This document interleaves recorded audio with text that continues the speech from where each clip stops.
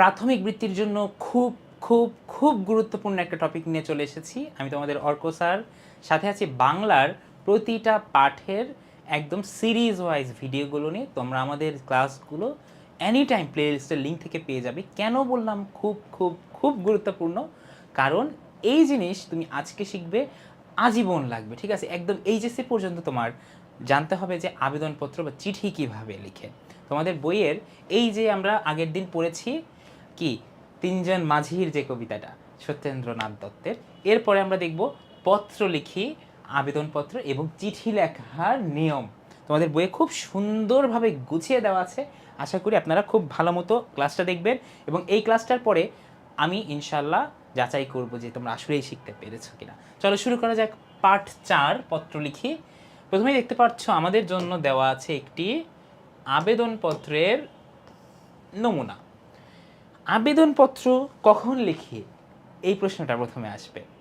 যে কোনো ফর্মাল বা প্রাতিষ্ঠানিক জায়গায়, ধরো তোমার স্কুলে প্রধান শিক্ষকের কাছে যখন তুমি লিখছো, অথবা তোমার জেলার জেলা প্রশাসকের কাছে লিখছো, এই রকম ফর্মাল প্রাতিষ্ঠানিক জায়গায় তোমরা আবেদনপত্র লেখো। তুমি কিন্তু চাইলেই তুমি চিঠি লিখে দিতে পারবে না কোনো স্যারকে বা তোমার প্রিন্সিপাল বা হেডমাস্টারকে, তাই না?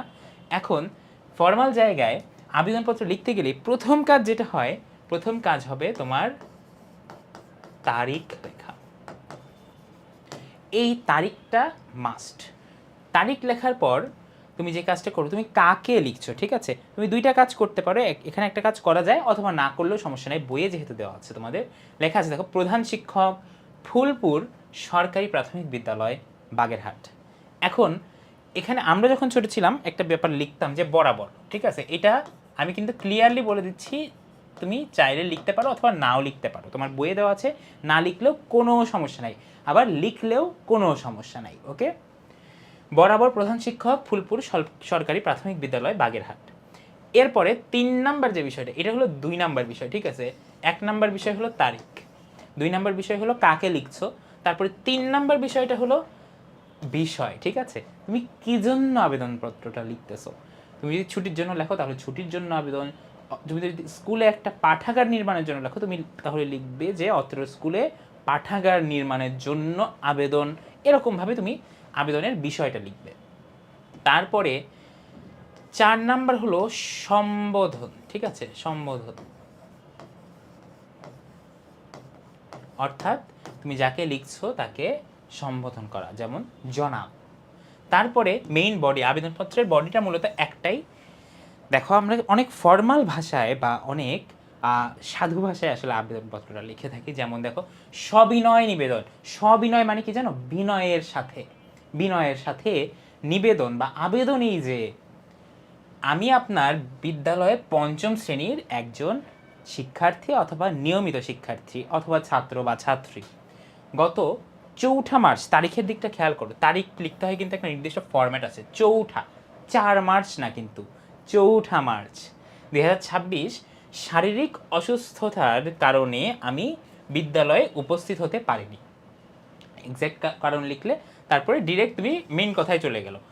উক্ত অনুপস্থিতির দিন ছুটি প্রদানের জন্য আবেদন জানাচ্ছি। অর্থাৎ তুমি স্কুলে যেতে পারো না একদিন, ওই দিন যেন তোমাকে অফিসিয়ালি ছুটি প্রদান করা হয় বা তোমার অ্যাবসেন্সটা মানে অ্যাকসেপ্ট করা হয়, এজন্য তুমি আবেদনপত্র লিখছো।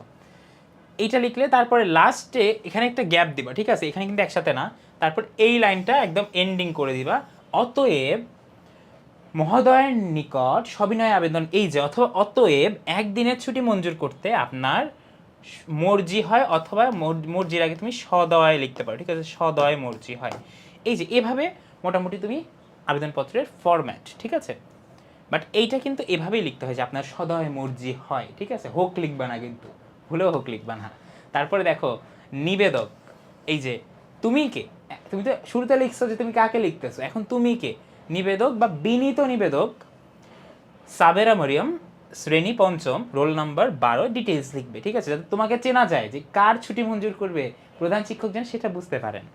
বেসিক্যালি এইটা হলো আবেদনপত্র লেখার নিয়ম। তুমি যদি 2-1টা নিজে প্র্যাকটিস করো, খুব সহজেই কিন্তু তুমি লিখতে পারবে। দেখো আমরা একটু পড়ি। আবেদনপত্র হলো বিশেষ এক ধরনের চিঠি। এটা আসলে বিশেষ চিঠি বলতে এটা প্রাতিষ্ঠানিক চিঠি।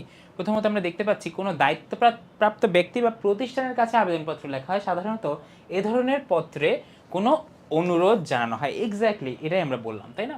আবেদনপত্র যতটুকু সম্ভব ছোট এবং ডাইরেক্ট লিখতে হয়, স্ট্রেট ফরওয়ার্ড, কোনো গল্পবাজি নাই। আগে কি হয়েছিল, স্যার আমার অনেক পেট ব্যথা করতেছিল, অসুস্থ ছিলাম, তারপর আমার আম্মু আমাকে হসপিটালে নিয়ে গেল, হসপিটালে নিয়ে যেয়ে ডাক্তার আমাকে কোন ওষুধ দিল, ওষুধ খেয়ে আমার কি হইলো, এত কিছু না। তুমি অসুস্থ ছিলে, স্কুলে আসতে পারো নাই, এর জন্য তুমি ছুটির আবেদন করেছো, এরকম, ঠিক আছে? আবেদনপত্রে যা যা থাকে, তারিখ থাকে, বরাবর থাকে, ঠিক আছে? তার পদবী ও ঠিকানা বরাবরের এখানে আমি ওই যে বরাবর লিখে দিয়েছিলাম। তারপর বিষয় থাকে, সম্বোধন থাকে, বক্তব্য, মেইন বক্তব্য থাকে, তারপরে লাস্টে অনুরোধ থাকে, এন্ডিং যেটা, তারপরে নিজের পরিচয় থাকে। আমরা কিন্তু খুব ভালো মতো এটা দেখে নিয়েছি। এখন আমি বলেছিলাম যে তারিখগুলো খুব ভালো মতো মনে রাখতে হবে, ঠিক আছে? আমরা এটা কিন্তু জানতে হবে যে এই যে এক, দেখো তুমি এইভাবে পড়তে গেলে মনে হবে যে একলা, দুই রা, এভাবে না, কিন্তু পহেলা, ঠিক আছে? পহেলা, দোসরা, তেসরা, চৌঠা, পাঁচই, তারপরে দেখো এইভাবে পাঁচই, ছয়ই, সাতেই, এভাবে আমরা করতে করতে 21শে ফেব্রুয়ারি এরকমভাবে বলি, ঠিক আছে? সো এই পাঁচটা কিন্তু খুব ভালো মতো মনে রাখতে হবে, বিশেষ করে এই চারটা, ঠিক আছে? পহেলা, দোসরা, তেসরা, চৌঠা বলার সময় কীভাবে বলতে হবে যে আজকে 2রা ফেব্রুয়ারি, ঠিক আছে? অথবা 2nd ফেব্রুয়ারি, ইংলিশে বললে সেকেন্ড, বাংলায় বললে দোসরা, নট দ্বিতীয় ফেব্রুয়ারি, ঠিক আছে? এরকম না কিন্তু। তারপরে দেখো এখানে মেনলি এই কাজটা অত ইম্পর্টেন্ট কাজ না, তোমাকে মেইনলি শিখতে হবে কি, আবেদনপত্র লিখতে পারাটা শিখতে হবে, ঠিক আছে? তুমি একটা টপিক নিয়ে নিজেই প্র্যাকটিস করবে। আর চিঠির ক্ষেত্রে ব্যাপারটা একটু অন্যরকম। চিঠি বলতে ইনফর্মাল চিঠি, তুমি তোমার বান্ধবীকে অথবা বন্ধুকে চিঠি লিখতেছো, তখন কিন্তু এত সবিনয়, নিবেদন, মহোদয়, জনাব এগুলো ইউজ করতে হবে না। তখন তোমাকে ক্যাজুয়াল ভাষায় তুমি লিখতে পারবে। দেখো চিঠির ক্ষেত্রে স্থান এবং তারিখটা কোন পাশে লিখবে, ডান পাশে, ঠিক আছে? ডান। তারপরে প্রথমে তুমি সম্বোধন করবে প্রিয় তিথি, ঠিক আছে? দেখো কত সুন্দর করে সম্বোধন করে, প্রিয় তিথি, এরপর একটা কমা হবে, অবশ্য কমা হবে। কেমন আছো, আশা করি ভালো আছো, আমরাও সবাই ভালো আছি। দেখো এখানে পুরাই গল্পবাজি, ঠিক আছে? আমরা আড্ডাবাজি করি না, বা আড্ডা দেই বন্ধুদের সাথে, গল্প করি স্কুলে গিয়ে, অনেক কিছু গল্প, কালকে কি খেয়েছি, কি গেম খেলছি, গেমের মধ্যে কি হয়েছে, এরকম অনেক কিছু করি, তাই না? তোমরা তো অনেকে অনেক গেম খেলো, অনেকে পাবজি খেলো, অনেকে ফ্রি ফায়ার খেলো, অনেকে বা হলো মাইনক্রাফট খেলো, এইরকম গল্পটার উপর কিছু থাকতে পারে, এত ডিটেইলস না, ঠিক আছে? আমরাও সবাই ভালো আছি। অনেক দিন তোমার সাথে কথা হয় না। সামনে গ্রীষ্মের ছুটি, স্কুল বন্ধ থাকবে, ছুটিতে আমাদের বাসায় বেড়াতে এসো। তখন সবাই একসাথে চিড়িয়াখানা, শিশু পার্ক সহ অনেক জায়গায় ঘুরে বেড়াবো। কত সুন্দর প্ল্যান। মেট্রো রেলেও চড়বো। ঢাকায় যারা আছে তোমরা নিশ্চয়ই মেট্রো রেল দেখেছো, তাই না? খুব মজা হবে না?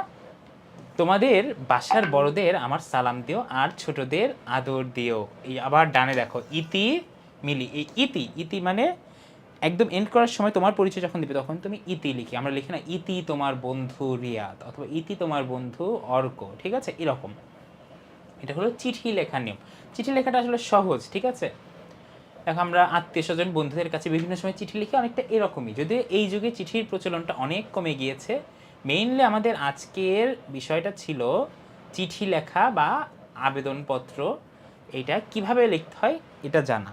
এর মধ্যে সবচেয়ে ইম্পর্টেন্ট হলো আবেদনপত্রটা জানতেই হবে, কারণ জীবনের অনেক ক্ষেত্রে গিয়ে তোমাকে আবেদনপত্র লিখতে হবে নিজের জীবনের তাগিদে। তো তোমাকে মাস্ট শিখতে হবে। চিঠি লেখার প্রয়োজন এখন ফুরাই গেল, আবেদনপত্র লেখার প্রয়োজন কিন্তু 100/100 এখনও আছে। সো ভোলা চলবে না যে এটা কিভাবে লিখতে হয় এবং ফুল প্রসেসটা কী। অর্ক স্যারের পড়া কেমন লাগছে কমেন্ট বক্সে অবশ্যই জানাবে। আর যে কোনো প্রবলেম থাকলে ইংরেজি বা বাংলা যে কোনো সাবজেক্টের প্রাথমিক বৃত্তি সম্পর্কিত অবশ্যই কমেন্ট বক্স অথবা আমাদের হোয়াটসঅ্যাপ অথবা অন্বেষণ ক্যারেট একাডেমির পেজে মেসেজ দিয়ে জানাবে। ইনশাল্লাহ ভালো থাকবে সবাই, সুস্থ থাকবে। আল্লাহ হাফেজ।